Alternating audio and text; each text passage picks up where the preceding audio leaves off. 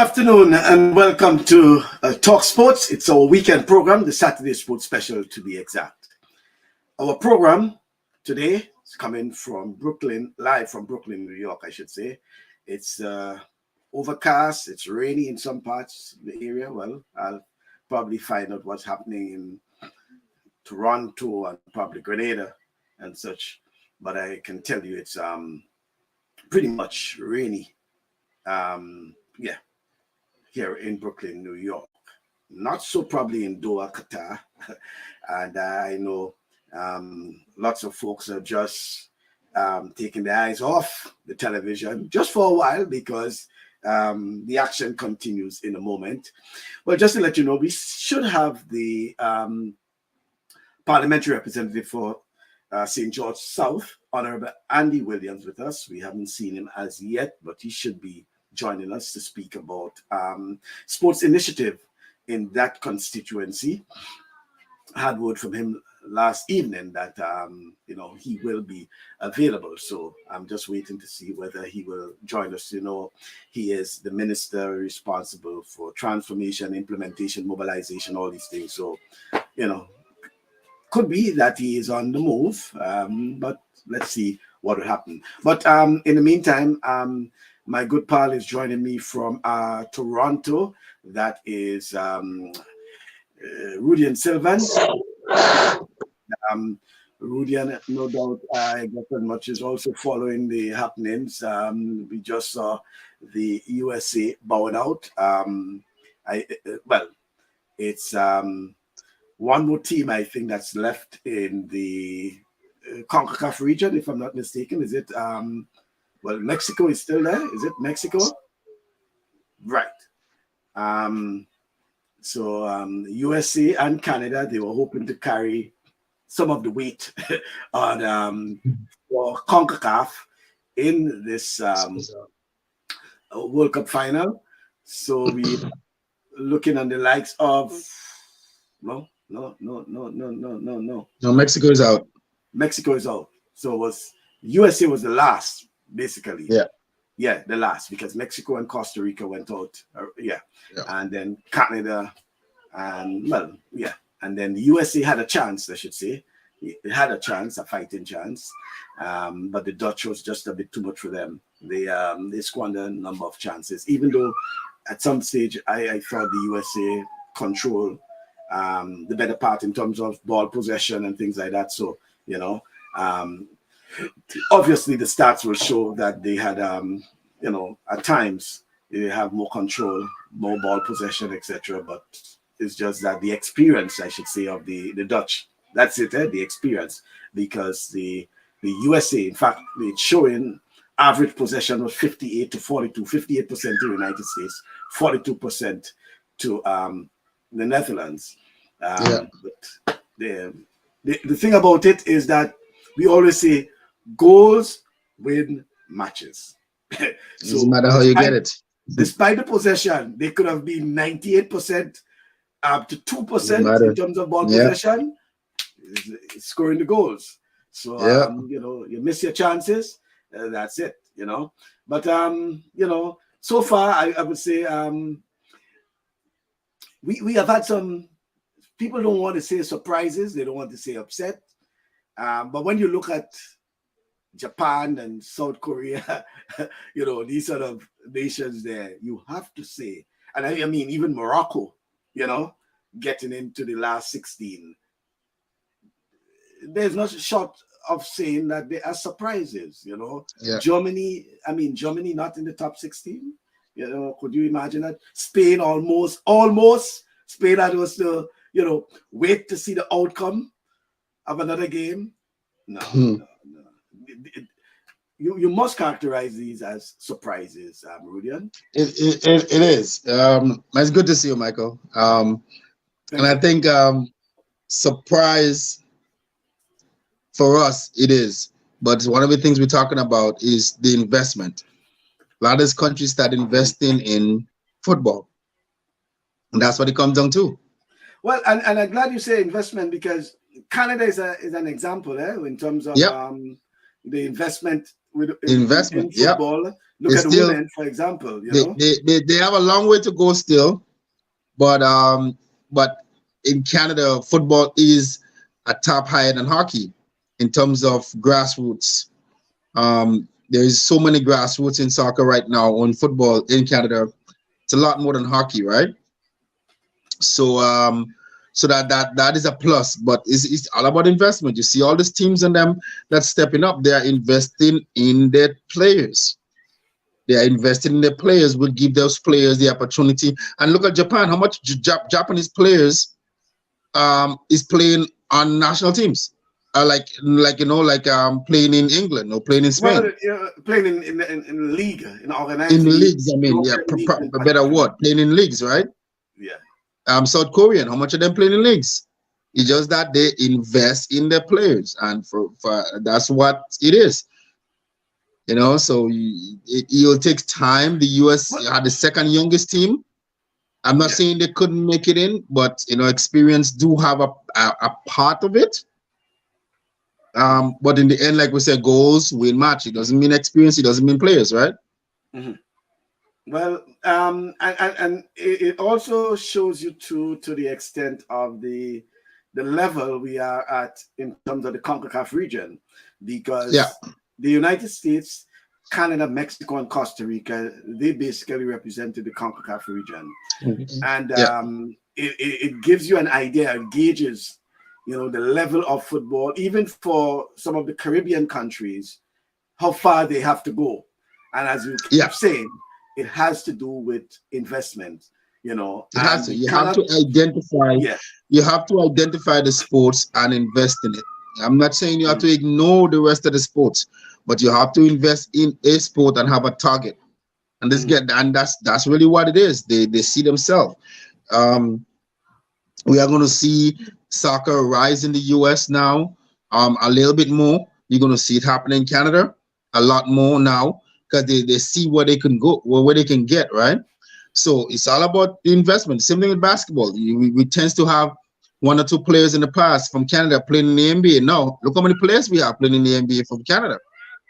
So it's all about getting the investment in, putting it into the youths, putting it into the grassroots, and building up the program. And that's what it has to be done. Not ignoring the rest of the sport, but finding a sport that you can invest in a little bit more time in, a little bit more into the players. Let them get incentive. Let them know that you are there for them, that you care for them, and then you'll see what they will do for you, for your country.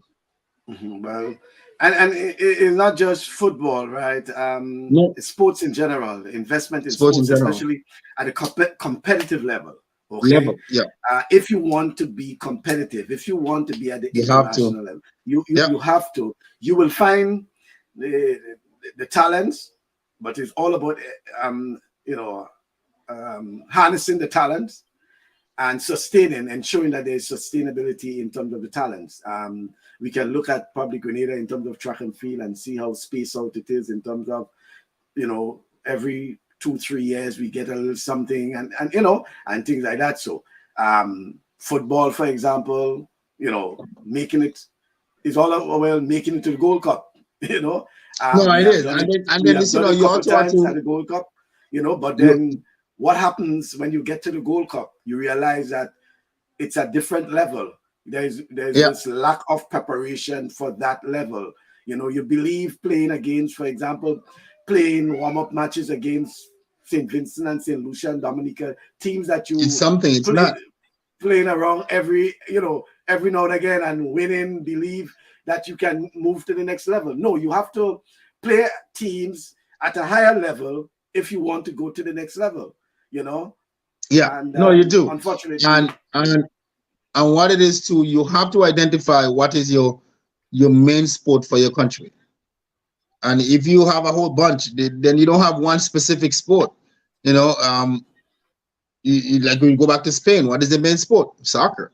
What is the main sport in England? Soccer. In France, soccer. So all those countries and them. Yeah, but the problem with but that could be for Spain and these places with the resources and the facilities and all these things. In small islands like Grenada, it's sort of difficult to put all your eggs in one basket, to concentrate on one sport, because you do not have this one, you do not have the resources, you do not have the facilities, and then you won't find everyone moving or gravitating towards track and field or gravitating towards cricket, especially in small countries like Grenada. Okay, so it's sort of difficult to put a focus on one sport in particular. It may sound practical, but it's sort of difficult, because then you will find folks in basketball or volleyball or boxing, for example, asking, where is us in the equation? Why only track and field? Why only cricket? Why only football? So it's sort of difficult especially in the small islands, to focus on one particular sport, or saying that is your strength. It's no, and most definitely, and like the only country I know that is strong in almost every sport is the United States, because yes, they have the people and they invest. They invest in sports, they invest in the people, right? They invest in the athletes. So you see that happening, like I said, especially in the United States. It's the one country you see that they can dominate in every sport, or have a strength in every sport. Not necessarily win everything, but have a strength there. We see in Jamaica have the football, the track and field for the women, or track and field in general. And you mentioned Jamaica, all you hear is track and field. In football, they're going to win in the Caribbean. They will win, but track and field is that major thing, right? But small islands, you don't have that, resource to do that. So okay, well, let me just I knew I made that assumption that Minister Andy Williams is a man on the move, right? I told you that, and I noticed that he's on now, and I'm about to join him. Let me see. Yeah, about to get hold of the minister, because he's probably somewhere mobile, I believe. I'm just waiting for his video to show up, because I believe he is on the road. And as indicated, Minister Williams, are you hearing me? All right, so not as yet, but I'm seeing him on my I'm seeing him in the background, right? I'm seeing him in the background. So I'll just wait for him to get back on the stream. Yeah, but it certainly okay. Let's see if we can let's see if we can make touch with. There he is now. There he is. That's a man on the move. As we were saying, he's a man on the move. So we have to make way for the Honorable Minister Andy Williams. Good afternoon to you. Good afternoon, and how are you? Yes, I'm fine. I said in my introduction, with someone with your sort of portfolios, implementation, mobilization, transformation, it's very difficult to get you in one place, and certainly it's a pleasure having you. And despite whatever amount of time, whether it's 10, 15 minutes, it's still a pleasure hearing from you. Good afternoon to you, Minister Williams. And first of all, I want to throw in a bit of congratulation first, because I've been following some of what's happening in the St. George South constituency. And I mean, I told my co-host that already. I wish others can really follow, and probably you may just inspire others to come and see what they're doing, but in particular, how you have been able to mobilize the communities in the constituency. And particularly, we want to look at through sports, that whole community togetherness, and using sports as a vehicle. So let's speak about why you think it's necessary that you should be bringing those communities together. And I'm speaking of someone who probably have been living in the South for many years, yourself. You must have a reason why you think it's necessary at this stage to bring the communities together, Minister. Well, there are two things, right? The first thing is that when it comes to the south of the island, you have people migrating from all the different parishes to the south, and it's for better opportunities in terms of job and so, right? Because after St. George, the south is like, in terms of businesses and so, that's where all the businesses are. Some people even say that the south is a town for itself, right? So because you have people from different, parishes and so coming to the south, there seems to be a, form of, not being so united as it may look. And I'm saying if we have to go forward as a people, we have to start bringing back that spirit. Now, when you go to the rural parts of the island, you tend to have people more, gathering and so. But because you're in the south, you have the technology, you have everything here. And people tend to be for themselves. Like, for example, Michael, back in the days before we had the internet and all the cell phones and so, people would be gathering in the yards telling, stories and mixing Yeah. and mingling and so. But no, you don't have that. You can have 3 persons in a room right now, or 5 persons in a room, and everyone is on their phone, and no one is saying nothing to each other, right? So you Yeah. have that. Yeah. So I'm saying no, this is why we have to bring back the community spirit where everyone look out for one another. Also, I grew up in the Grenada area for like 42 years of, my whole life. And growing up here, I mean, you will know as a sportsman, in the Lions pasture, you will see Yeah. football, all the Nixon and the Bo Peep and the Dollar and all of them from back in the days will play football in the lines. You have cricket in the lines, you have cricket in Montrouge, you have competition all over. And I've grown to see we left from a stage where we were, having all these competitions to those competitions being non-existent.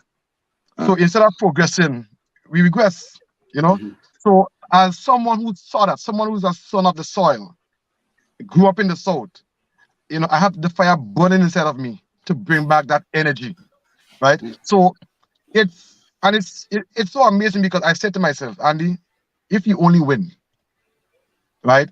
If you only win, this will be on top of the agenda. Because as a people, when we come together, right, we can achieve anything. And we live in a society right now where the youths are looking for direction, right? And sometimes we see them getting involved in drugs and all these things, and we tend to condemn them. But what are the options that we are creating for them, right? So when I had some about a month and a half ago, I had a road race, and it was amazing to see the amount of children involved in the race, right? We even had a family fun day where we had sports and so, right? Myself and one women had a race, Ron beat me, So and therefore, there had to be a rematch then. right, well, let me give you the joke, right? During the race, right? And I thought I could have beat Ron in the race. When we were halfway in the race, and I saw Ron was in front of me, I said, Ron, let me win. Ron agreed. That's why we running, eh? Ron agreed to let me win the race. As we about to finish the race, Ron just speed up, and he won the race. But let me say that it was amazing to see the amount of children that came out and got involved in the sports, right? And to me, that was missing. So as long as I'm MP for the South, I'll make sure that we bring back that spirit, once again. So and particularly I like the whole idea of through sports, because it appears that sports, culture, all these things, but as you rightly said, there was once upon a time when it comes to whether it's basketball in the South, the Lions playing field, the South was it, and I'm getting the feeling, well, speaking to Alvin Clouden and others, that there is some emphasis in ensuring that the South is represented once again in competitive sports, whether it's at the GFA level, whether it's an netball, whether it's basketball, all these things. Let's talk a bit about that. Right. Now, but let me just say this, as you mentioned, Alvin Clouden name. What I did again is that I got people like Alvin Clouden, people like Cox, who played basketball, for Grenada. Cyril Cox, even people like Brian Benjamin, who played national football for Grenada, right? Right. So I'm saying we have to make use of these guys. We cannot let their knowledge go down the drain, right? And these are people that want to make that want to contribute to the country, to development, and so. And if we continue to leave them out, we will be wasting their knowledge. So immediately, what I did, I engaged, Coney, all these guys, Ray Roberts, and so, right, and we formed the South Sports Group, right, and because I wanted to tap into their brain to see how we can bring back this thing, not just Andy alone, but we do it as a group and as a community. Now, one of the things again, as you mentioned, basketball, growing up again in the South, we had the Grenada court. The Grenada court, I mean, listen, I remember I used to DJ back in the days, right? And I remember going on the court after basketball done. There's DJ session and so, and everyone was looking forward to it. We even had netball. We even had small goal football on the netball court. Let me go back again, Michael, back in the 80s. I mean, I'm not so old, right? But back in the 80s, right? I remember like stopping when I went to school and I stopped on the bus stop. I would see people playing tennis on the Grenada court. Yeah, I was about the tennis tennis again, right? Right? Yeah. No, you have nothing. As a matter of fact, when you go to the court, there was an accident that damaged the wall, and the wall is being, half of the wall is in the court. You see the fencing is dilapidated. You see the ground is cracked and so, I mean, it's just not a good sight. And even listening to the people in the area during the election time, and they said, Andy, we wish we could get back the court to a level it was, it was at.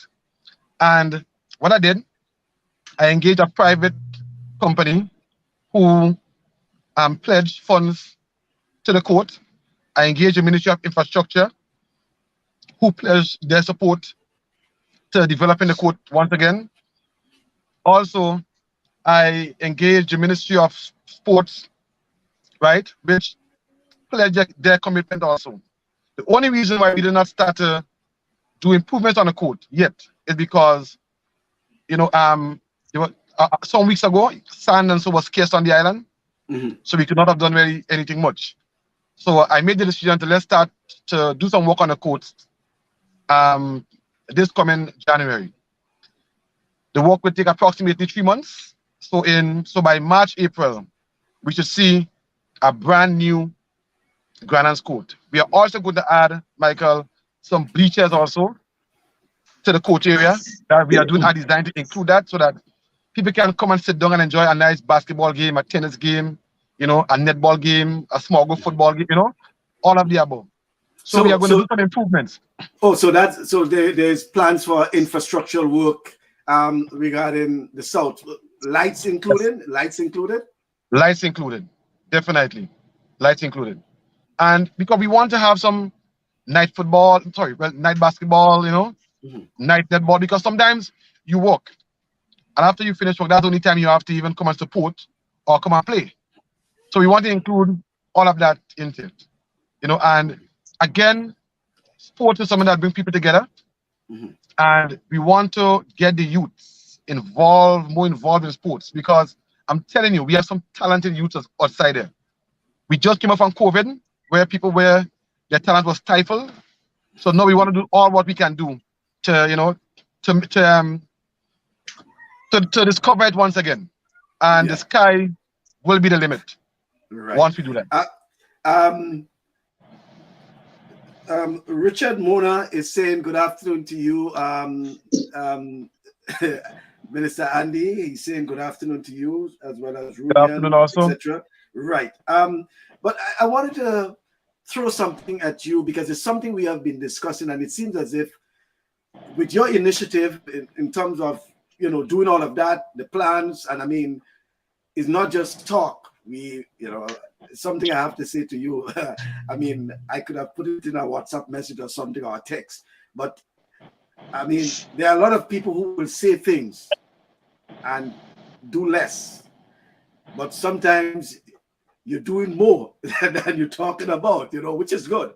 You know, you do quite a bit, and I'm seeing, especially, there's this level of excitement because you mentioned, for example, Cyril Cox, you know, and you mentioned Alvin Clouden, and I saw, you know, some of the feedback from the road race and you know, the day of whatever it is you all had there, and it seemed as if there was tremendous excitement and there was, you know, anticipation for something more from the people and things like that. It seemed as if you were now challenged to ensure that this is an annual affair and to have more of that. There were some remarks on social media, Facebook in particular.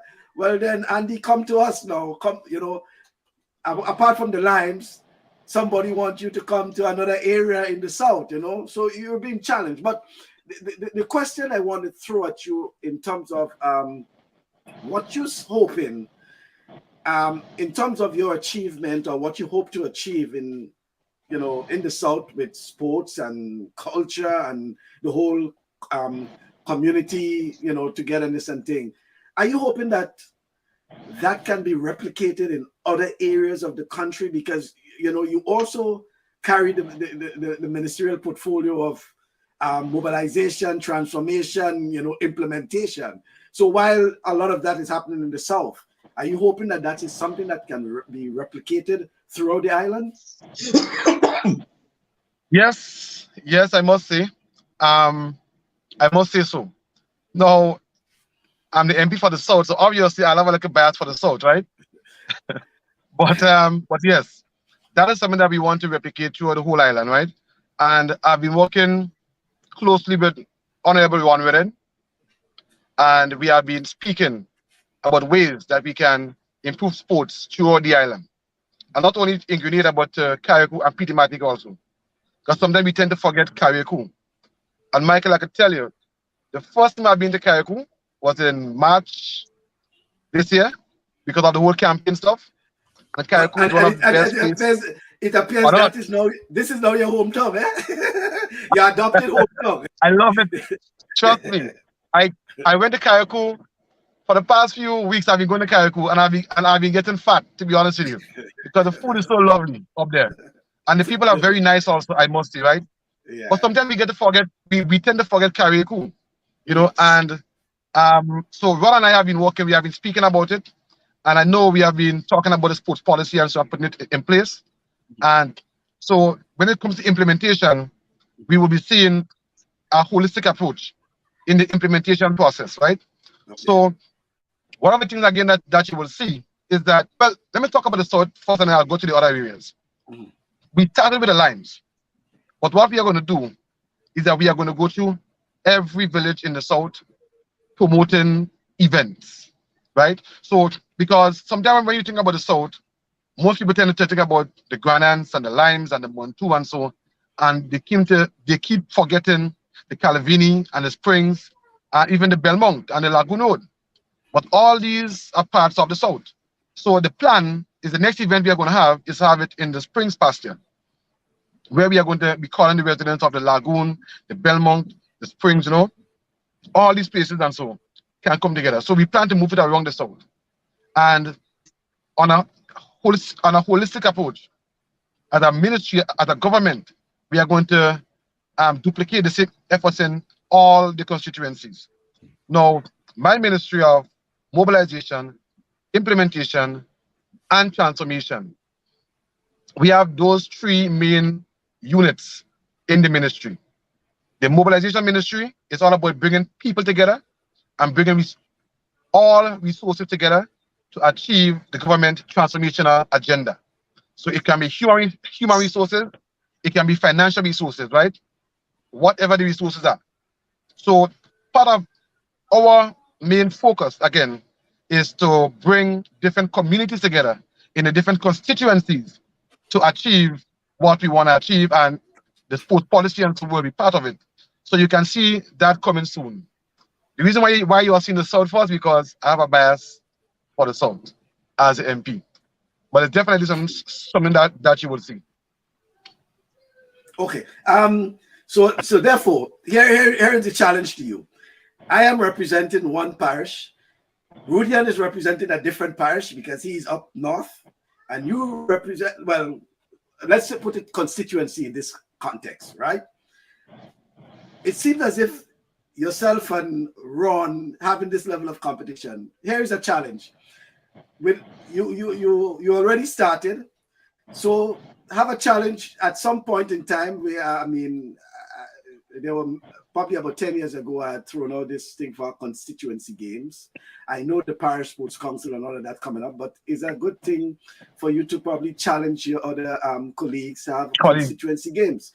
So you can challenge Ron. Hey, Ron, probably we'll challenge you in a couple of sporting events in, whether it's in River Road or Tempe or whatever it is, and then in probably a few weeks after, you know, you can host him in Springs or Limes or whatever, you know, whatever sporting thing. But let's call it the constituency games. And it's something we can develop where over a period of time. But the whole idea is to get more people involved in sports, get more people involved in the whole community, because you don't necessarily have to participate, but you can be supporting.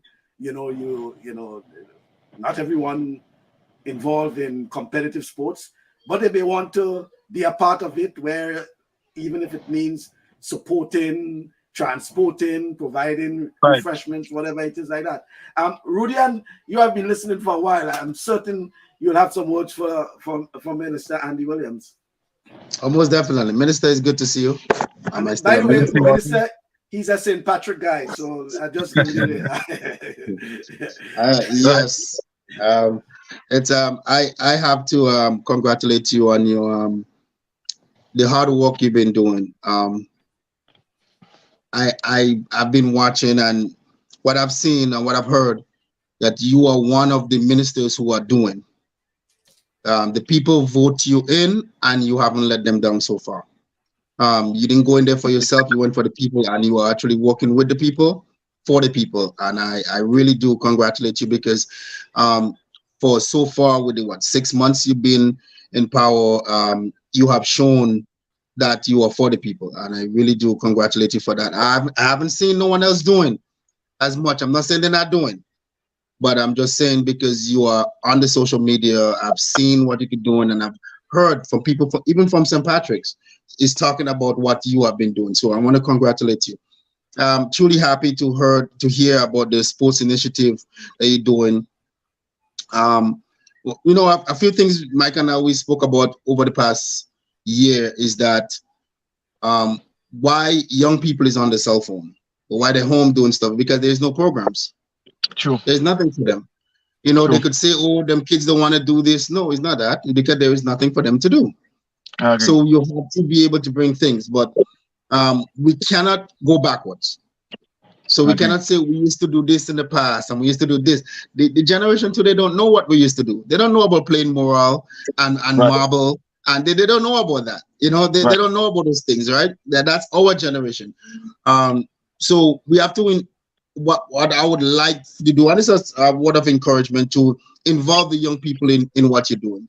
Listen to what the things that they like, and implement it in what you're doing. The foundation is what we have from the past.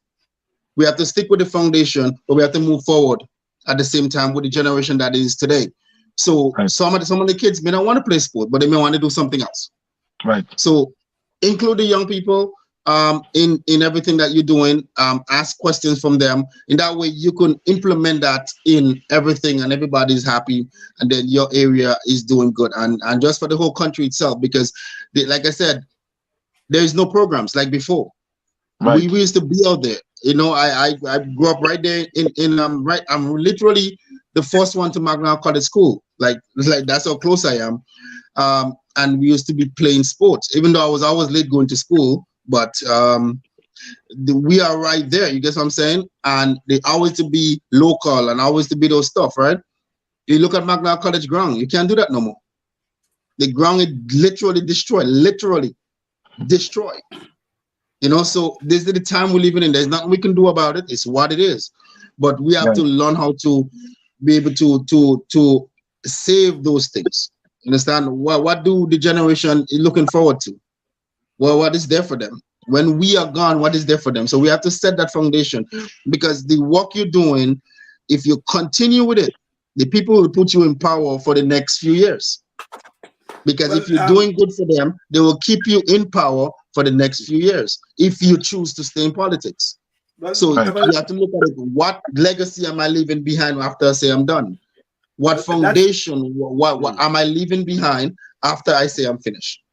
Well, that's so, why. I'm really happy to see that the sponsorship that you got to rebuild the hard court and do those things. You know, that is initiative, and that is good, because you're leaving a foundation for the tomorrow. Not necessarily for the today, because it's not going to be finished today. Not going to do it today. It's going to be done in the future, and that's really what it is. And you want to make it solid, and you have to also let the people know they have to take care of it. Yeah. Right. You know, a lot of the reason why it's there. We had so many things in the past, but the people that destroyed.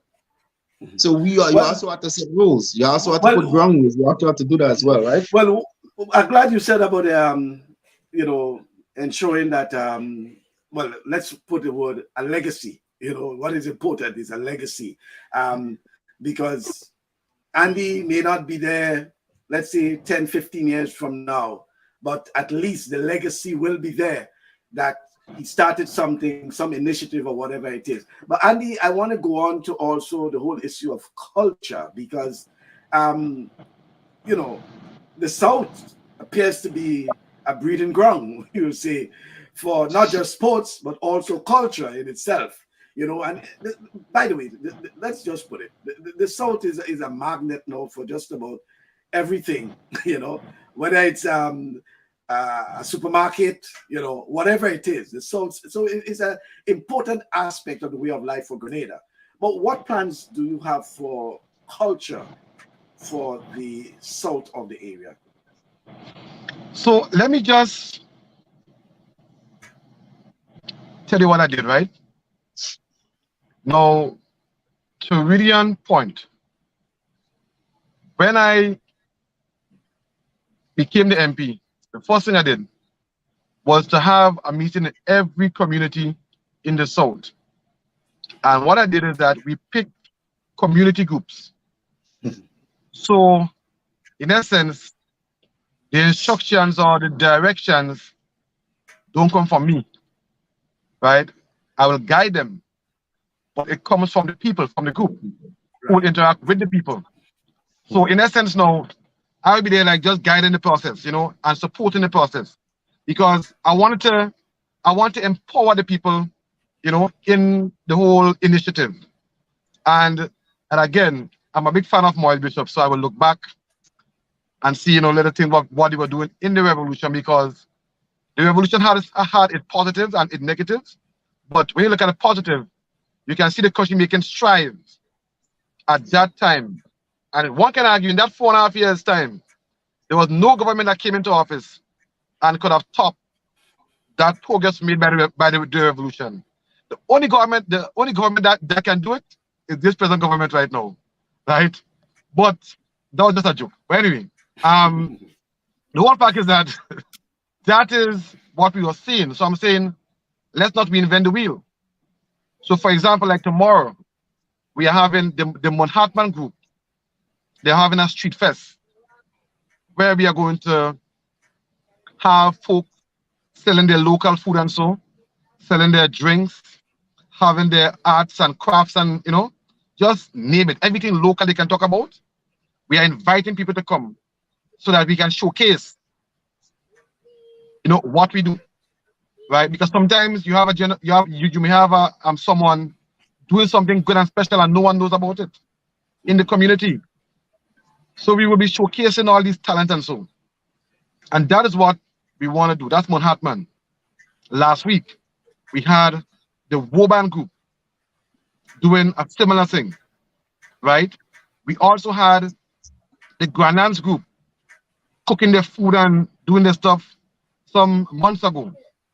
So that is what we want to do, Michael, is a matter of empowering all the different community. And I've said to them, every month, one community must have an activity every single month, right? So the South will move from being a place that was dead to a place that is not full of life.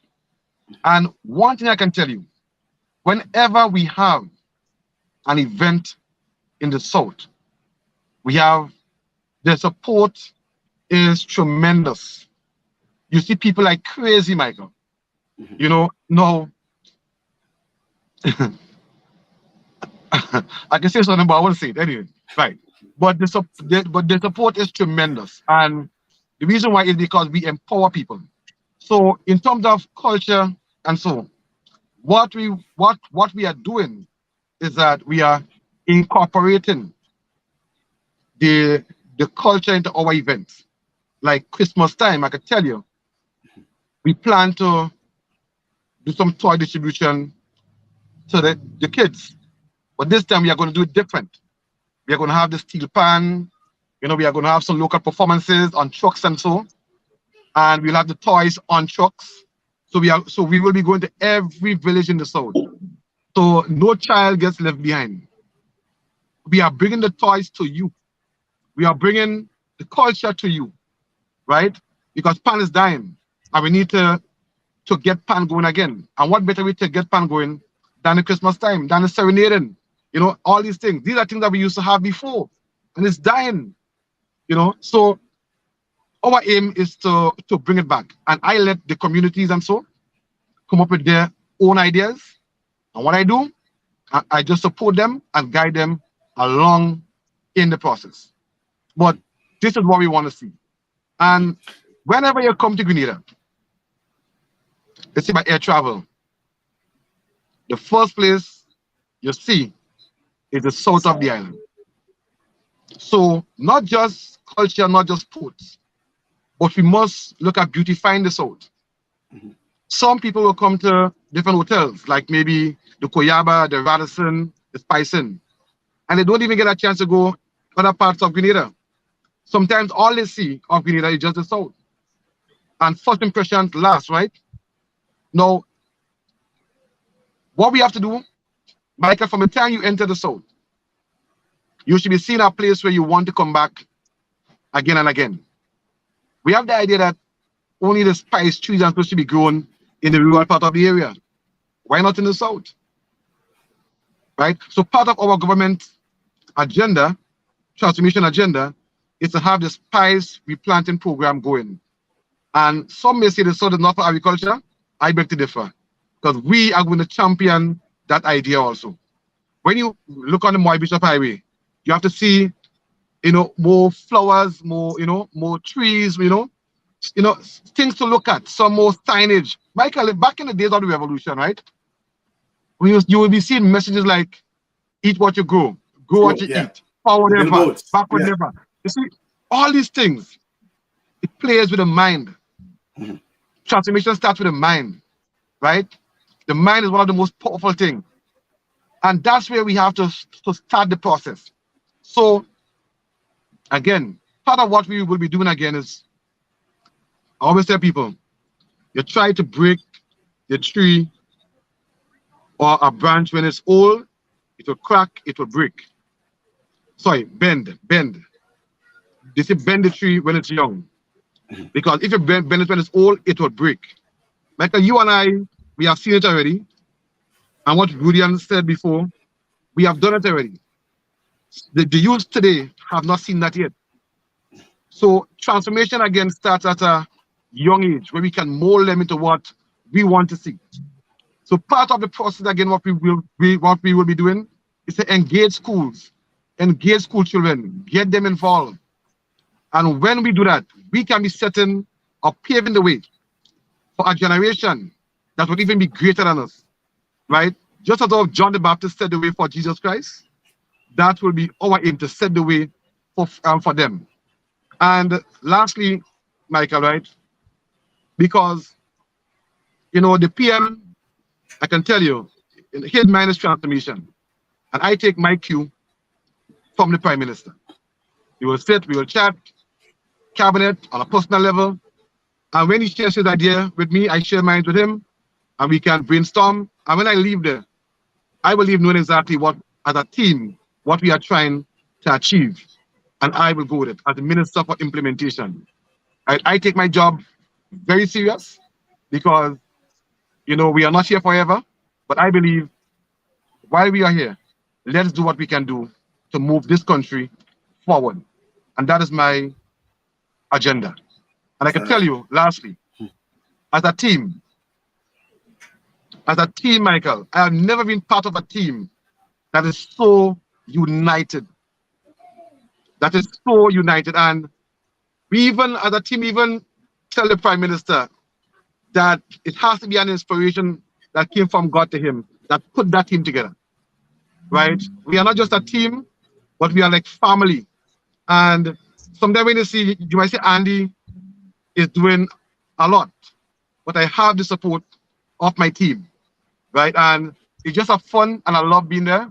And and our main focus is just for development, transformation, and to put Grenada to the next, or to bring Grenada to the next level. Let me just get a comment here from Clever saying, allow me to change the trajectory of the conversation by asking about our ground maintenance staff for our playing fields or grounds. The one thing we have been given kudos for is that of management of our fields. This is not a political question, but that of policy. The issue of the grounds and the maintenance of the grounds, and particularly it will be important for the South. How you hope to handle that aspect of maintenance of our grounds, especially in the south of the island? But first of all, we have to, let me tell you like what we are facing in the south, right? We are coming from where I can tell you like some of the pastures and so, which I was really disappointed in, right? And let me just bring it straight to you. I always tell people, if you want it straight, talk to me. If you don't want it straight, don't talk to me, right? Now, during the election campaign, we saw pastures and so being, being, how to put it, boy, damaged, because we were putting lights on all these things, and it was just a rush, right?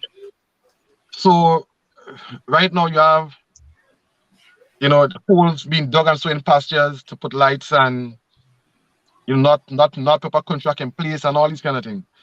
We are coming from there, and right now as a government, our aim is to complete the process, and that's one thing that you can say about our government. In the past, some government will discontinue what the former administration did.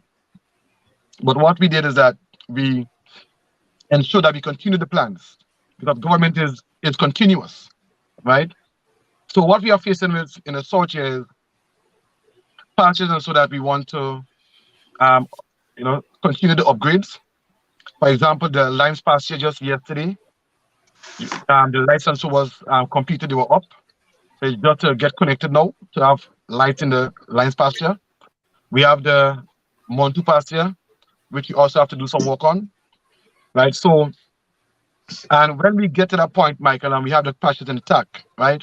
Now, again, working with Ministry of Sports and Culture, who are responsible for the pastures, we are going to ensure that the pastures are being maintained, and also we are going to ensure that we have most important activities in the pasture. Because I can tell you, Michael, for the last probably 6 years. No, not 6 years. Yeah, last 6 years. The Lions pasture was under construction. And I saw men like Brian Benjamin and so who played football for Grenada, grew up in that pasture. Brian and I is around the same age, right? Grew up in that pasture. And that's where he got his skills and so form to play national football. You see men like right, Marky, who lives in the lands again, growing up there again. We see men like even like Patty and Bo Peep and just name it, Nixon and so played in the Limes, also played for Grenada. And for the last 6 years, to see that pasture just being, underutilized, it was very painful.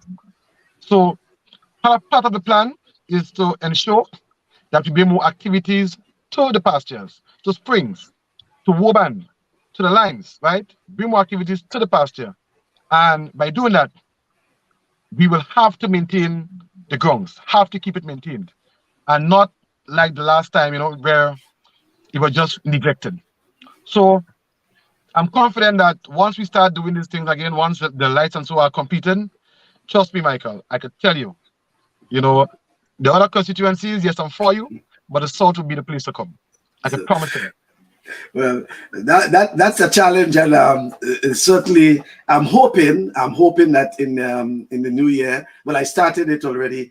That in fact we'll have at least 2 or 3 weeks of focusing on Karakou, starting with the minister and then some other sporting organizations, the schools. Karakou has been doing pretty well, and then I'm hoping to move to the various communities and constituencies, and hoping to find out, just like how you're speaking about the South, what's happening sporting wise in some of the other constituencies. So I'm hoping that you will be able to convince your other colleagues. Well, Ron has been on the program already. The Prime Minister has been there. He gave me the word that once I'm ready for him for round 2, just let him know. But I say I would prefer to get some of the other MPs first before I bring the Prime Minister again to talk more about the vision for sports and sports development in Grenada. But may I just ask you, because as I told Rudy, and you always on the go,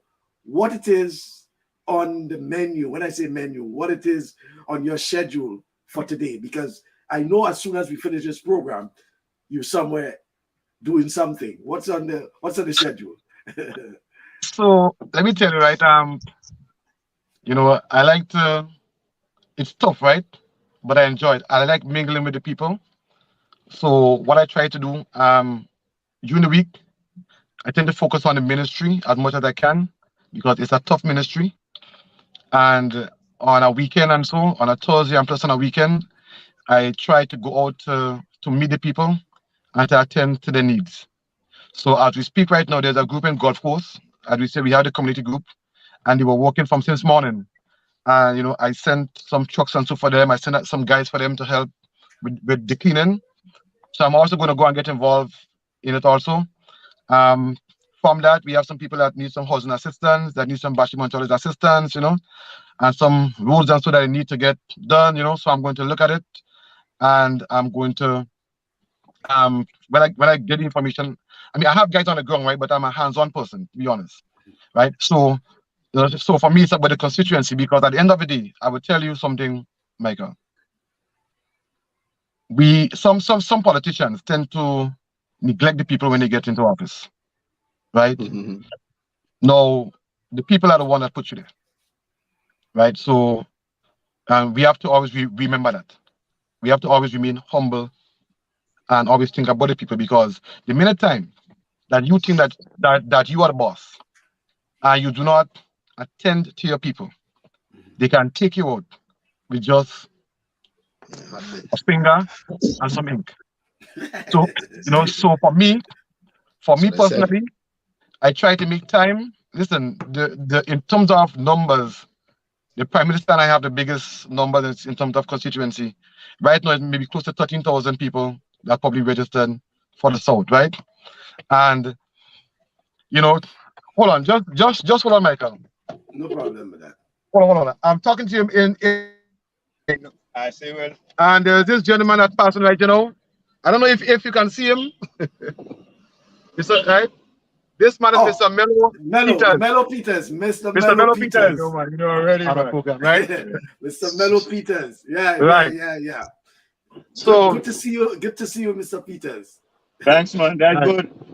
Yeah. That's good people to be around. Mr. Mello Peters, man. Is a staple. Is a staple. You were the last person. Okay, to be honest. It's a staple for sports in the south of the island. Right. Yeah. I think he said last night he was with you on a program or so. Yeah, he always Mikey? Yeah. No, okay. Mikey Hutchinson he was, but I followed it. Yeah. Okay. Yeah. Right. So that would be my next move is as I'm finished here, is to go out and see how I can be of service to the people. Yeah. That's good. Well, yes. And I see you perspiring, so I know it's warm and it's nice. It's nice to be out there. But you know, but nice to see Melo around, and I'm certain that Melo will be involved some way or the other in the whole sporting landscape in the south of the island. And I certainly want to wish you all the best. Rudy, and any final words for Minister Williams? Yeah, no, most definitely. You certainly you guys are working as a team. I actually had prayer for you guys at my church to lead the country, because it's not only you guys, it's also me, the rest of the people who's in the diaspora. It's our country, you know, so we definitely, you know, want that. So I always pray for the Prime Minister and pray for you guys. So teamwork is very important. It's good that you can engage with the Prime Minister, tell him how you feel, tell him what you think, and get his feedback, and not be afraid. You know, our Prime Minister is not Donald Trump, where you're afraid to talk to him. You're afraid to get fired, right? So that's very important. So and that's all the people want to know, that you are there for them, you know, and you are doing that. You are showing them that you are there for them. They vote you in. If you continue this work that you're doing, I'm telling you, in the next election, you're going to find people who are diet NMP will be voting for you, because they are see the work that you are doing, and that's what it's all about. It's about the people. You are representing every single resident in the South, not the NDC only. Every single resident, you are responsible for each one of them. So you just have to do the work. So continue what you are doing. Continue the hard work. Again, continue with the team. Like, this is a phenomenal team. It's a young team. It's and you guys are doing such a great job, and I very much commended you guys for the good job. Continue what you're doing, and you know, just like I said, you do everything I said to you. You were doing it, engaging in the community. You know, a lot of things I hear you speak about. It starts me and my fellow St. Patrick's youth that we grew up with, thinking the same thing. How can we have get the people of St. Patrick's involved? Not only in one, not only the east or the west, but every people involved. Well, tell them to talk to Andy. Andy no. has started. I mean, my vision is the same thing, but I'll tweak it a little bit different. But definitely, I just working on the opportunity to come and do good for my people, and do good for Grenada, and continue doing what I'm doing. Like I said, Michael and I spoke. I represent Grenada at the Olympic Games in 2000. I want to give back. It doesn't have to be in sports, just in anything that I can do, anything I can give back in, to say thank you. It could be 20 plus years ago, but it's never too late to say thank you. It's never too late to give back. So that's really what it is. And we having this show, Impacting Sports. We are impacting. We are speaking up. It's free for you to come on here and say how you feel. Say what's on your mind, you know, good or bad. Yeah, some people who had bad experience with Ministry of Sports over the years, and they come and they speak their mind, how they feel, you know. So when we have this initiative now, and the group that we have under the leadership that you have, I believe that the Prime Minister is going to get you guys on your toes, and your words have to matter. If you say I'm going to give you $1, you will give $1, you know. So definitely, I seen that he's going to keep you guys on the toes. He's young, he's energetic, he's vibrant, so he's not old. So you don't think he'll be tired, you know. He's not tired. So he's going to keep you guys going, and it's going to be good. And I can see my country is on the right path. Like I said, I know you guys only been there for 6 months. There is not much you guys have done, but what you have done have tapped the past 5 years on the previous administration. This is not about comparing. I'm not doing that. I'm just saying what you guys have done. Your word is your word. You say you're going to do this, and you guys have done it. Continue doing that for the people of the South, and in your ministry, continue doing it for the people of the rest of the islands. Well, it's as a minister for transformation, mobilization, implementation, transformation, everything. I want to thank you very much, Andy. Just before you leave, any final words from you? So let me just say that again, guys. We have the best Prime Minister in the world. The guy is brilliant, smart, a guy of integrity, right? He's very straightforward. Yes, sir. As ministers, right? Yes, sir. As ministers, we can talk to our Prime Minister without any fear anything at all, you know. And it's just a joy to work with him. You know, as a unit, we are a team. Sometimes when we hear things on the other side, Michael, about, you know, all kind of stupidness about, oh, this and that, we just laugh because, you know, we are not just a team, but we are family. We look out for one another. You know, sometimes where we are, when we are in each other company, we don't even want to leave. That's how tight we are, you know. And one thing I can tell you is that we are a humble group, and our prime minister is the one that, you know, that directs the show, because, you know, we get our energy from him. And our main aim right now, I can tell you, is to move Grenada forward.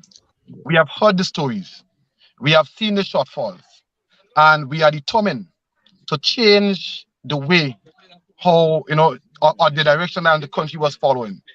And for us, it's about putting people first. Even our budget, I can tell you, when you listen to it on Monday, you will see how we put people first, how we place emphasis on people, and how, you know, because we know that we alone cannot do the job, Michael, right? And sometimes you may say Andy's doing more because you may be seeing me more, right? But I can tell you the other ministers are working also, you know, and, you know, it's just a joy. So for us, you know, we are having, you know, fun doing this, because this is what we really want to do. Some of us have taken pay cuts just to, I mean, from our personal life, even the prime minister, because our joy, Michael, is to see Grenada move forward. Our joy is to create a better Grenada for my children, your children, right, and even their children. And when we do that, you know, it is more valuable than money. To hear men like Morris Bishop name called today, you know, and we see Morris in such a positive light. You know, this is what we want to be also. Morris inspired us. You know, and even, we may not even mention Gary as much, but Gary said the way, Morris continued, and at that time, you see Grenada was making the most progress, you know.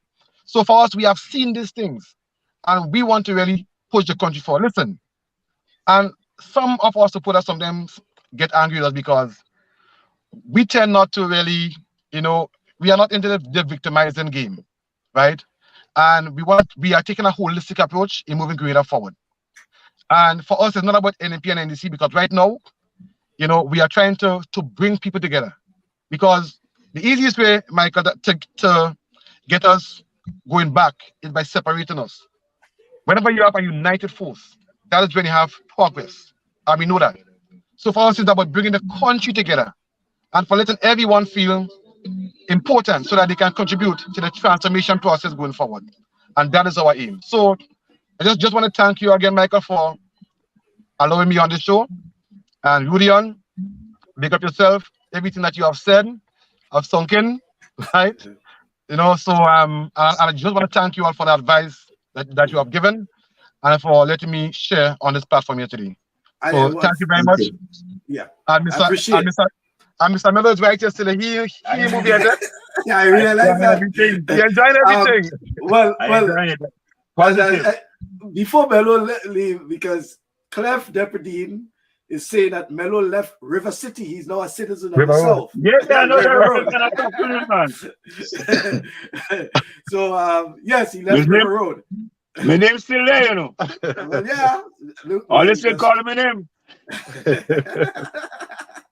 So all the best, Andy. And Andy, I really look forward to that that initiative with yourself and Ron, and even probably Tevin and Karaku. You know, let's get the communities together. A day of fun, whatever it is, whether it's you know, in the Limes or in Springs or Woburn or in River Road or Tempe. You know, bringing the communities together, bring back that community spirit. It's all about Thank you. Okay? Yeah, I look forward to that. I thank you very much, Andy. Okay, and thank you very much, Michael. I appreciate it. And anytime again, I will let you know. Thank you also. Yeah. Thank you. Lovely. All right then. Thanks very much. So let me go and get some fresh air now. Right. Okay then. Thank you very much, folks. Yeah, there we had it from Honorable Andy Williams live in St. George's, Grenada, and Andy's on the move. Rudian, as you realize, as I indicated at the start, that is a man of, you know, passion, you know, And Yeah. we thought probably we would have got him in a house somewhere there, but he's in a vehicle, and it's because he's moving, and he had people actually waiting on him to move again. Yeah. You know, that is the nature of it. But certainly it's a pleasure speaking to him, and we're hoping to speak to others. In fact, I know preparation being made for Karakou, so I'll let you know that early in January, sometime in January, we'll have Karakou. We'll have to feature Karakou. Karakou is doing pretty well. You know, I know you'll want to talk about McDonald College. McDonald College, by the way, being featured in all the three finals of the secondary schools football tournament on Thursday at the Kirani James Athletic Stadium. They'll be playing the final of the boys under 15. They'll also be featured in the final of the girls, and they'll also be featured in the final of the senior boys. So McDonald College, well done. Whatever it is, being finalists in all three divisions, that's well done. Carl Andal and company at McDonald College, kudos to you. But here is something. So they're coming up against Hillsborough Secondary School, I can tell you, in the final of the boys under 15. The top striker in Grenada, the national striker, is from McDonald College. The top goalkeeper in Grenada, junior goalkeeper, is from Hillsborough. So it's the striker against the goalkeeper. That will be something to look forward to in the final of the under 15. It's something I've been following, for quite I've been a while, following too. And it's good to see that it's just that they need a little more promotion, and I'm hoping that probably by Thursday the Ministry of Sports will get things in motion and give them. And that is the big that is certainly the big difference, right? And a few years ago I was in Jamaica, and I was there at a time when it was football, and I mean the stadium was packed. Cars on the outside on a weekday, so it was a school football game. The support, it was live on the radio. It was like, because I was listening on the radio, and that's what we talk about. Like, are we going to invest in certain things and the support, and like we say it over and over. I know it's hard, I know it's tough, but it's time for us to start saying, hey, when are we going to start investing in our young people as more than Rudian? Right now, as we speak, well, I think the final played already, but I followed Trinidad and Tobago's secondary schools football because it was live on television in Trinidad, as well as in Jamaica showed it, Sportsmax, right? They showed it as well. And the secondary schools tournament in Jamaica is probably bigger than the GFA in itself, because you have the Manning Cups, you have the Digicel, you have about 4 or 5 different leagues, tournaments being played, Manning Cup, the Costa, blah, blah, blah, all these sort of things. That is what you're talking about, investment in football, even at the school level, And as I indicated, certainly a wider audience for the football players in Trinidad, because it's shown on national television, is also shown on Sportsmax, which has a regional reach. And I think that is the sort of exposure we need to give our players as well. 2 more other things I want to let you know is that the National Tennis Tournament is taking place at the Public Workers Union Center. That's the National Table Tennis Championship, team event rather. I just got a little update from Ray Roberts. He actually in that.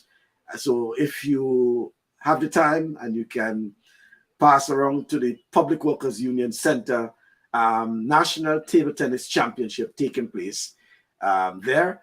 And Clev, I got a response for you regarding Intercall Athletics Championships 2023. What I have here is that it will be the 28th to the 30th of March.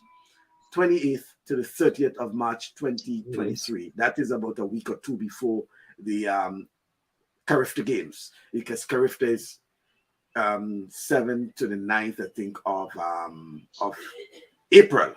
So the Intercall Championships, the 28th to the 30th of March And that should be, let me just make sure, March 28th. So it's a Tuesday to the Thursday, 3 days, 28th to the 30th of March 2023. That's what I'm having regarding the Intercall Championships 2023. So in case you're planning, you whatever, that is something you can look forward to. Intercall, that's Intercall. Carifta Games, by the way, will be big in the Bahamas. In fact, they had the launch in yesterday. It will be the 50th anniversary of Carifta Games. It will also be the 50th independence anniversary. That's the year of the 50th anniversary of the Bahamas and the 50th anniversary of CARICOM. So big 50s. Big. It will be big. I'm planning to be there, in any event, this is big. I've been at so many Carifta games, just a handful I've missed out, and this is one I'm hoping to be at. And I'm hoping also that Grenada will be well represented at that, because I think CARICOM will have a special program, whatever it is. So I expect most of the Caribbean leaders to be there, and it's a big splash they want to put on. By the way, Rudian, just to let you know, 2024 will be Grenada's Big 50. February of 2024 will be Grenada's Big 50. Yep. This is another plan that we looking to have to be in Grenada. So folks, it's a year in advance, almost a year in advance. So the 50th independence anniversary, February 2024. Should be big. Let's head to Grenada. Let's head to the homeland. Let's head to Grenada to have a big, big celebration. We'll talk more about that, but these are the plans I know. Sporting-wise, in terms of secondary school, sports, normally we have the independence sporting activities. They're planning something big as well to culminate with the 50th anniversary of independence. So I think it may be as late as end of December. They may start a bit earlier just to give the Christmas break, and then continue in January, and then culminate, because February independence will be the first week. So they'll have the entire month of January, but also they will probably start as early December, late November, early December, to get things going, so that we could culminate with a big activity. So lots in store, and I'm hoping that folks who can make it down to Grenada in February of 2024, that you can do some planning as early as possible, right? Finally, what game we have on? Argentina is on later on, Rudian. Yes, they are. What's the pick? We remember when we started, I told you. I have two teams left. I have two teams left, which is Argentina and the Netherlands. My Belgium is gone. So, like I said, I have two, but it's strangely that they're going to end up playing each other. So, when we started, I told you it was too early, Mr. Man. No, when we have Argentina. But I always pick my team. Yeah, but listen. So I don't think Argentina has been that impressive. And we can't not rule out the Aussies. Let's give them the benefit of the doubt. For them to be in the... No, they make it that far. They had to be as good to make it that far. Yeah, to make it that far. And that goes for all the teams. Yes, we look at... They say Brazil is the best team coming in. I don't see that. The US had a really good team coming in. They're young, they're vibrant, and look what happened, right? Yes, they move on, but look what happened. But don't forget your partner is saying Canada used the tournament as a good warm-up for 2026. And that's all it is. And that's a true point. I want to agree with that in that... I totally agree with that. I think, and Canada has a fairly young team, not as young as the United States, but they have a lot of young, talented young players. When you look at Davies and others, I know Hutchinson it's probably that would have been his last World Cup, you know, things like that. So they have some experienced players and things like that. So, but I think both Canada and the United States in particular, I haven't been able to follow much of Mexico. Now here's a question I wanted to ask you. Tell me. Qatar got into the Olympics because you mean the World Cup? The World Cup. They got into the World Cup because they're hosting, right? Yeah, it's a host.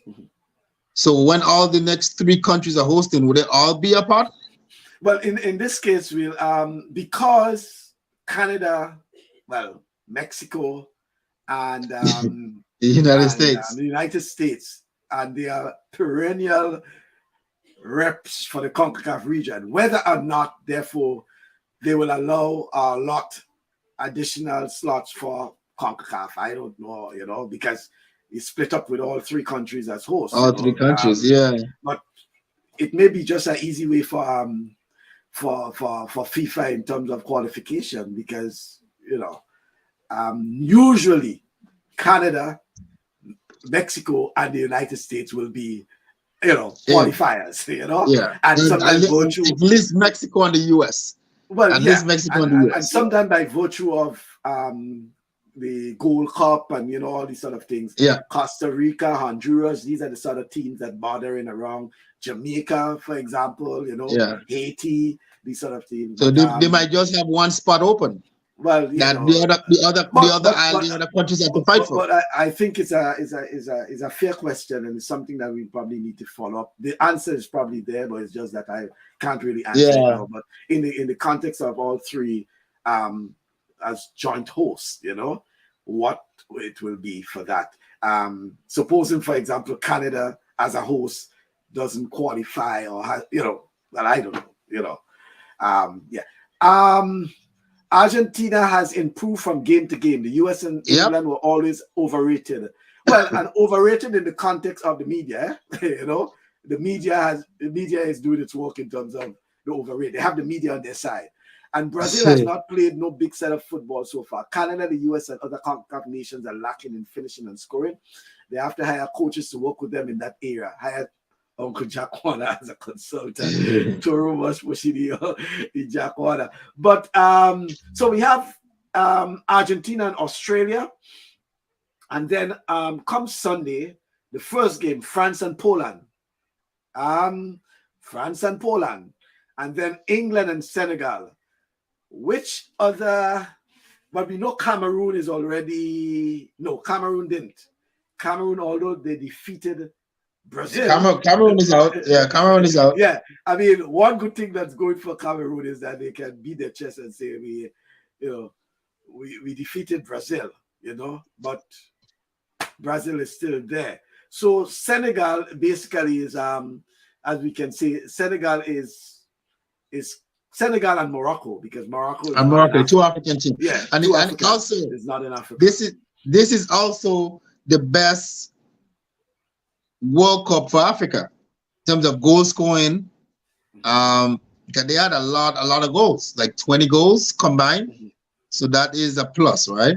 The African nations, right? So, but let me tell you something.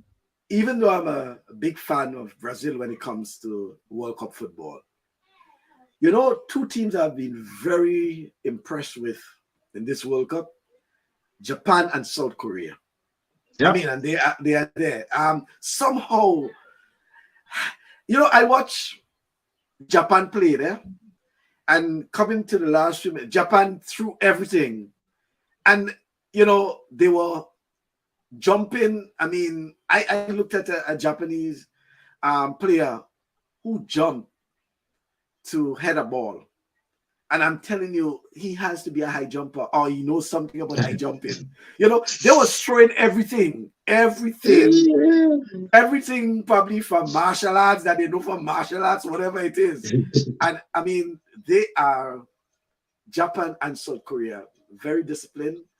Let me go in the end on Tuesday. Portugal can lose to Switzerland. Switzerland is a very good team. As well as Morocco could beat Spain. Yeah, but would you say, just as how Toro was saying, that England and US overrated, that Portugal is probably one that is overrated with the Ronaldo just being the Ronaldo Well, I factor, mean, you know? I mean, I really do like, and like I said, I've been an Argentina fan from since I was a young lad. But even overrated happening in the first game where they lost, and they got to get their act together. They had to put it together, and that's it's the thing. Brazil came in as the favorite, the superstar went down.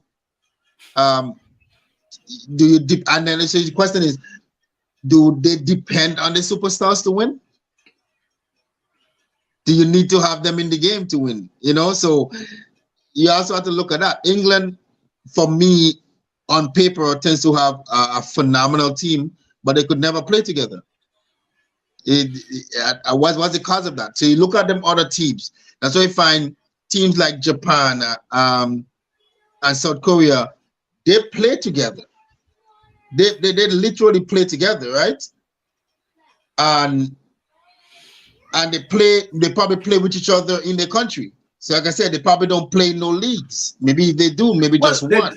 They do have some, but the thing about, that is important is that, and again, Rudian, is because we don't really have access to those. To know. Yeah.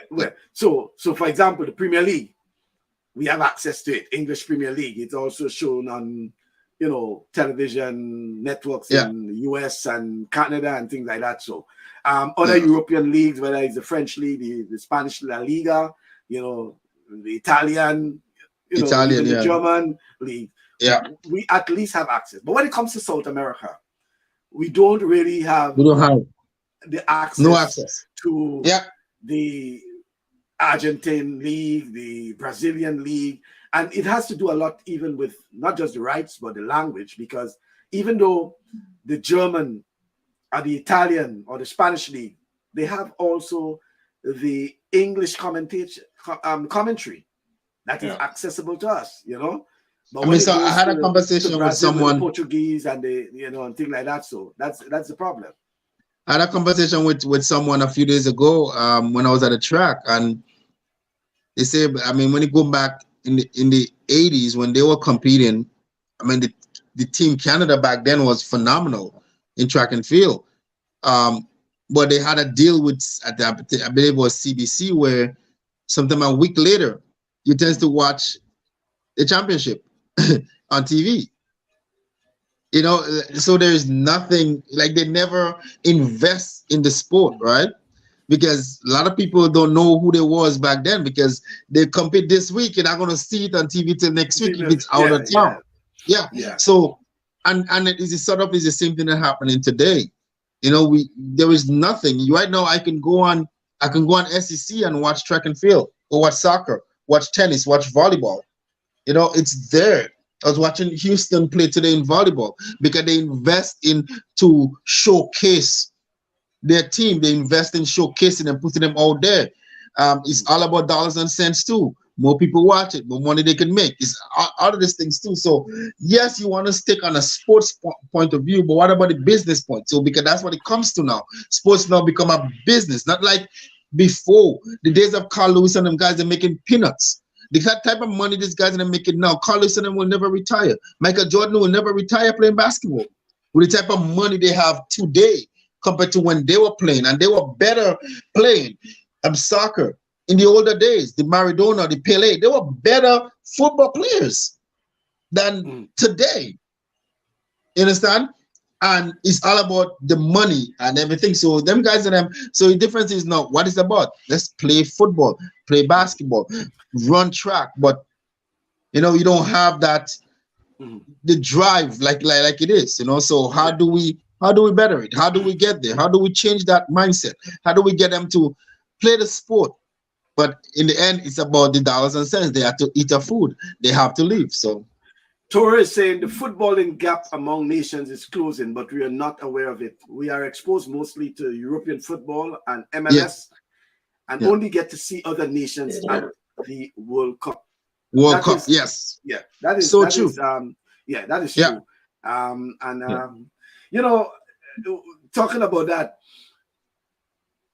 I remember in 2013 or 2015, I was in Cayman Islands at a CONCACAF session, and they asked the MLS to provide an update. When they had the MLS, they had the FA, different leagues from around the world, even South America. And I always recall that the MLS was speaking about what it will be like from probably 10 years, in 10 years' time, how they hope to transform football in North America with the MLS. And, in less than 10 years, basically I'm seeing what it is in the investment they have made. Because look, we've seen a number of folks are now even leaving European football, which is very lucrative, by the way, and come to MLS. And coming to MLS. Yeah. MLS is coming. MLS is now being shown on television stations, even in Europe. On television, all over. Europe. Yeah. Yeah. So again, it comes back to the point of the investment. Investment. You soon will see big name players going to play in the Middle East. Well, you will see that soon. Well, yeah. Especially in Qatar. Well, as a matter of fact, they talk that both Ronaldo and Messi have signed. Nice talk. Well, I don't know how true it is. I've just seen they have signed deals with somewhere in the Middle East. They believe in either Qatar or Saudi Arabia. Yeah. Either, and you're seeing them showing up in adverts and things like that. So, because it's big money. It is big money. It's about money now, right? But look, Tori said Messi is being wooed to MLS by Beckham. And remember, some of these guys have huge investments in the MLS. Yes. Remember, Beckham has investment in Los Angeles? LA Galaxy? The Galaxy, LA Galaxy? Yeah. Yeah. And then there's another one who has with the franchise in Miami as well, The Miami one, yeah. So, these are the things that you have to look at where they'll be able to influence and woo some of these guys, especially when they're on the last year or two in terms of international football, that they can woo them into the MLS and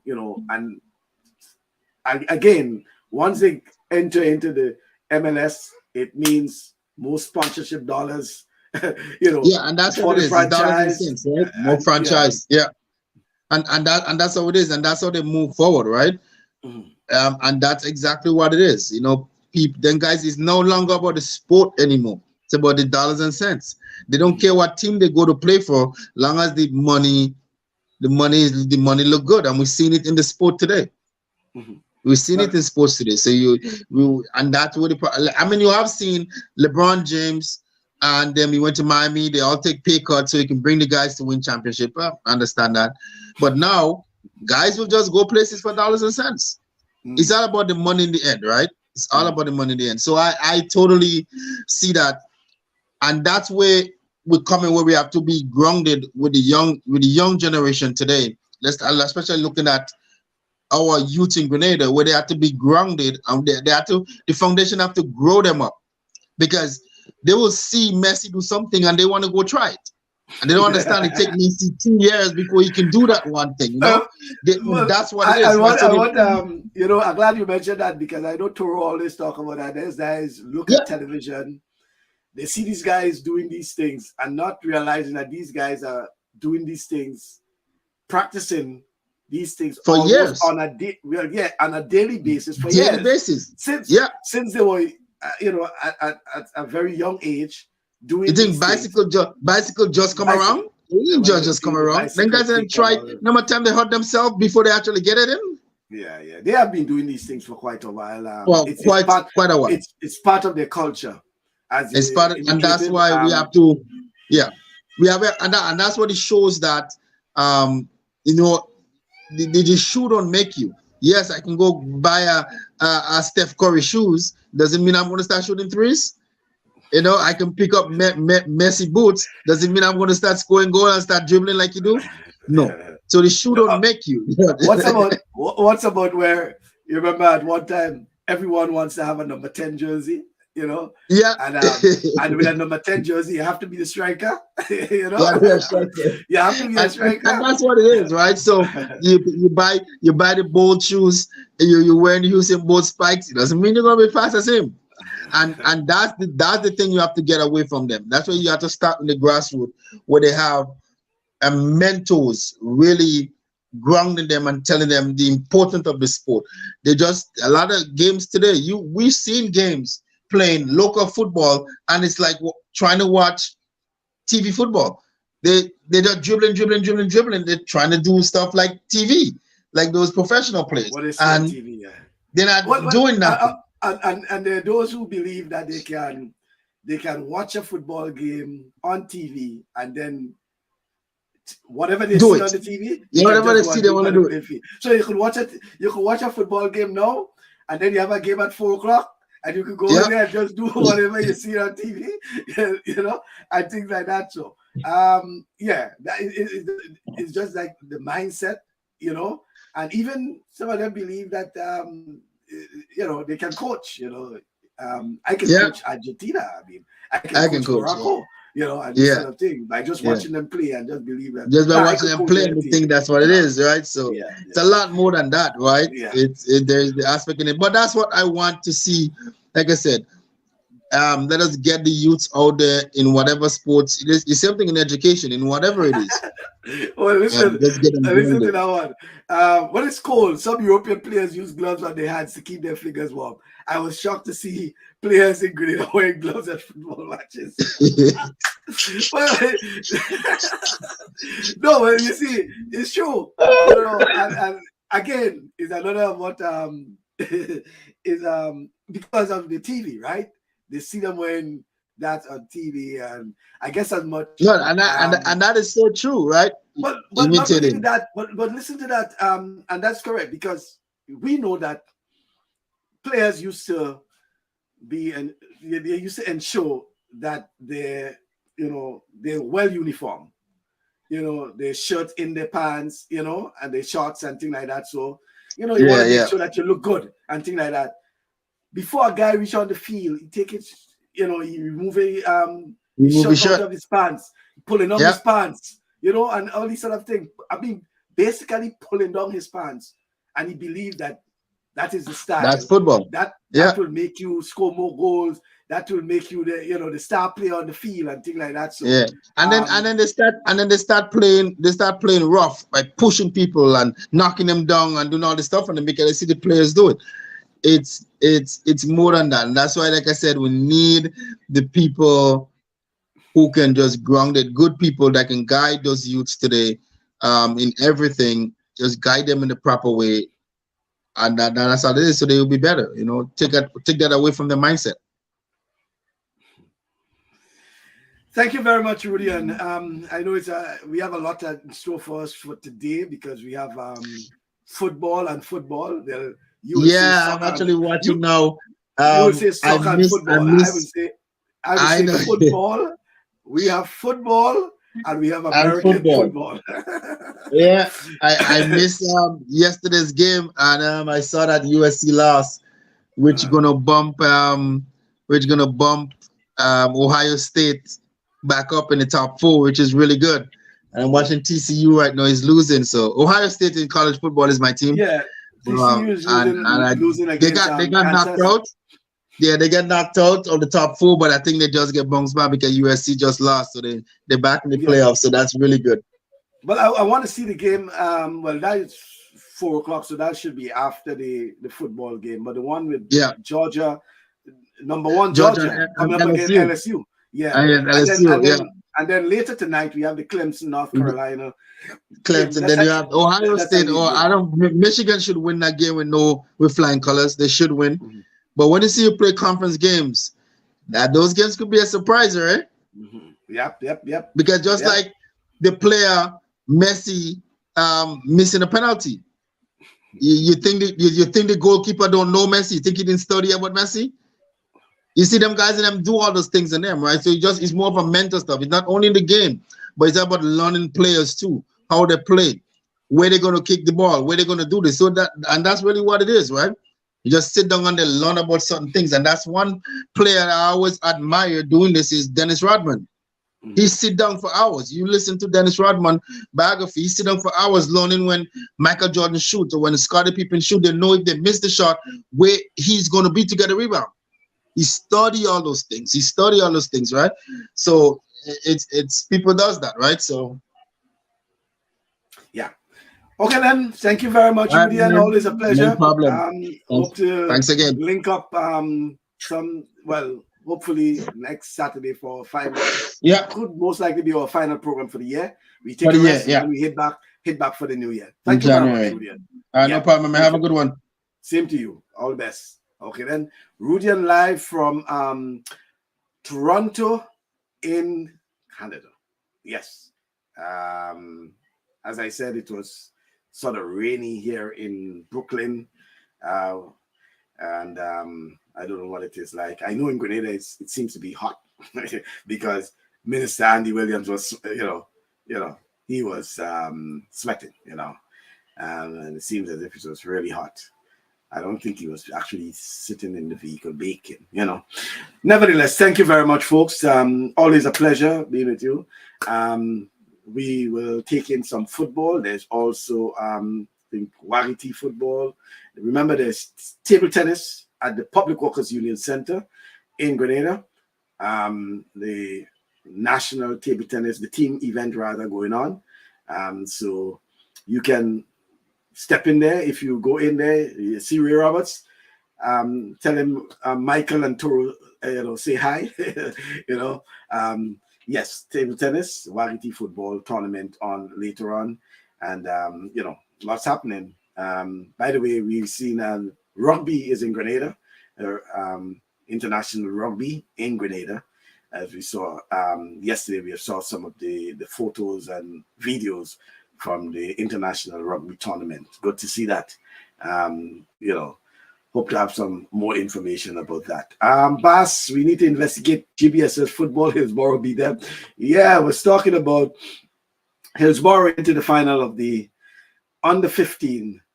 If it's one thing I know is that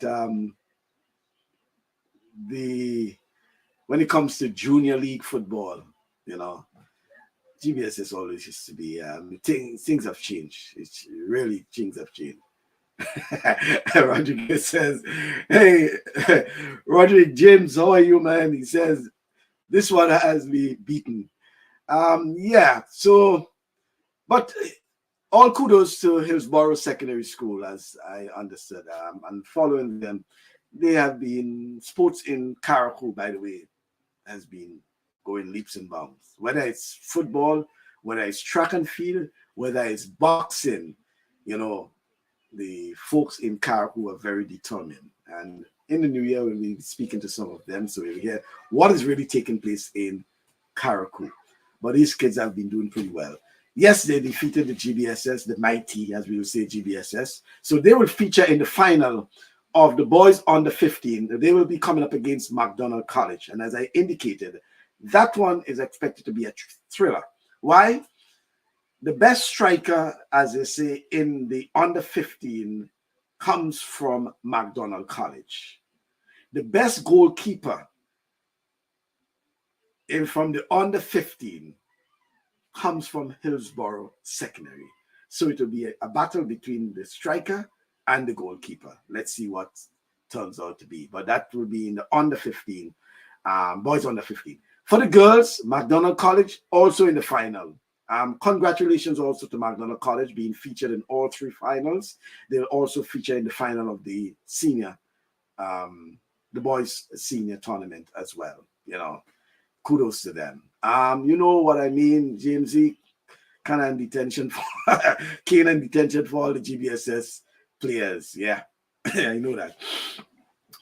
Thank you very much once again, guys. Next Saturday, we should gather again for another discussion on sports. I'll let you know during the week who will be our guests or what we'll be discussing, whether we'll just use it as end of year, I should say, and culminate with a review of sports in Grenada in 2022. It has been a pleasure.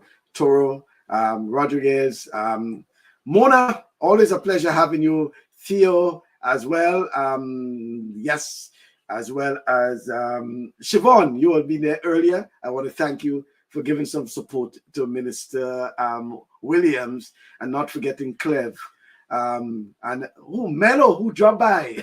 Yes, Mello for dropping by. As you know, Mello is originally from River Road, but somehow, as Clev says, he's an honorary citizen of the South. He has been living in the South for quite a while. Thank you very much, folks, for being part of the program. Always a pleasure. Look forward to your company come next Saturday, same time. Let me see. Roger, been posting all afternoon, but you're not seeing it. I don't know why, Roger. I don't know where you'll be posting, but no, I'm seeing it. I know something has been missing. If I didn't see Roger, something has been missing, Roger. I don't know where you have been posting, but I've not been seeing it. I've been seeing all the other posts, but you know, always a pleasure. And I knew something was wrong. I was about to say, well, you know, Roger may have been engaged in something. I know even if he's attending a wedding, he will send something, you know. Thank you very much, though. Richard, I want to thank you for being part of the program, always being part of the program, and all those who have been making the program a success. Thank you very much. Look forward to your company come next Saturday, same time, midday. As you know, we using Eastern Caribbean time, which is 1 o'clock. So we use the midday to start our program. Thank you very much. See you then. All the best for the weekend and the weekend.